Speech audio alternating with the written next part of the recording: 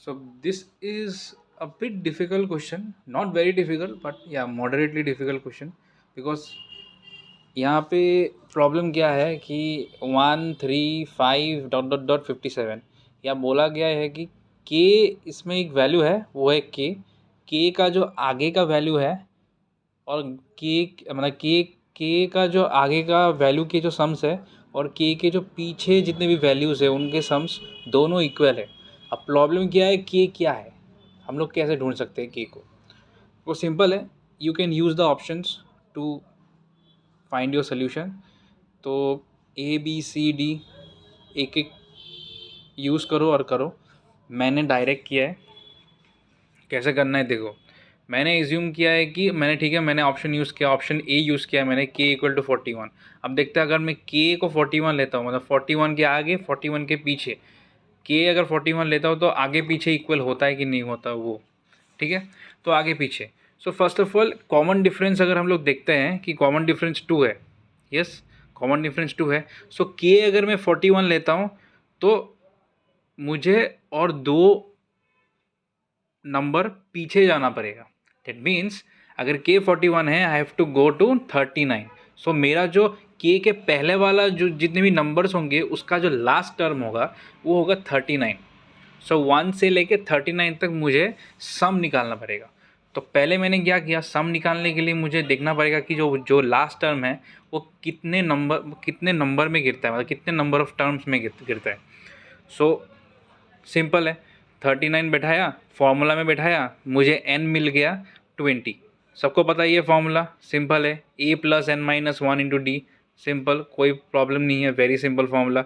Okay come here, जब मुझे n मिल गया, n मिलने के बाद मैं इसका सम निकालूंगा। सबको पता है ये formula, S n equal to 2a plus n minus 1 into D, n by 2a plus n minus 1 into D.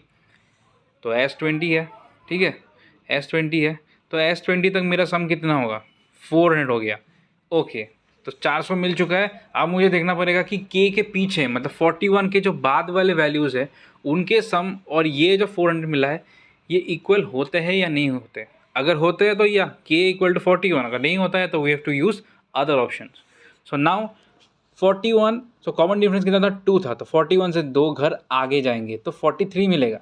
तो उसका जो सीरीज़ होगा वो 43, 45, 47 up till 57। Again you have to find कौन से टर्म में 57 गिरता है, कितने टर्म्स है वहाँ पे। तो again you have to calculate with the help of the formula T n equal to a plus n minus 1 into D. उससे हमें n मिलेगा, n 8 मिल गया।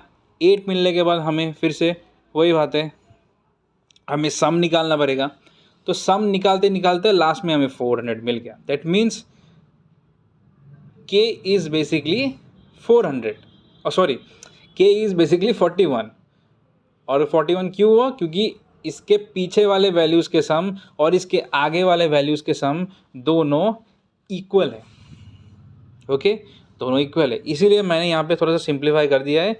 1 3 5 7 डॉट डॉट डॉट डॉट 39, उसके बाद के क्या है 41, 41 के बाद वैल्यूज़ क्या है 30 43 35 डॉट डॉट डॉट 57।